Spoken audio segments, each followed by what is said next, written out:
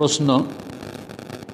আসসালামু আলাইকুম রহমতুল্লাহ। ওয়ালাইকুম আসসালাম রহমতুল্লাহ বরকাত। আমার নাম আনোয়ার ইসলাম, বাড়ি হচ্ছে ভারত, পশ্চিম বাংলা।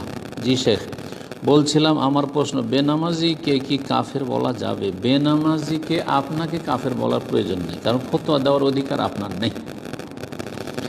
তবে আপনাকে জানতে হবে, বেনামাজিকে কাফের আপনার বলতে হবে না, কিন্তু বেনামাজি যে কাফের এটা আপনাকে জানতে হবে। ইলমুল ইয়াকিন এটি হচ্ছে যেহেতু সঠিক মত, যদিও ইখতলাফ রয়েছে উলামা কেরামদের, কিন্তু ইখতলাফের ক্ষেত্রে আমরা দেখতে পাই যে সাহাবায়ে কেরামদের এজমা ছিল যে সালাত অলসতা অবহেলা করে ছাড়লেও, যদিও অস্বীকার না করে, তবুও বড় কাফের হয়ে যায়।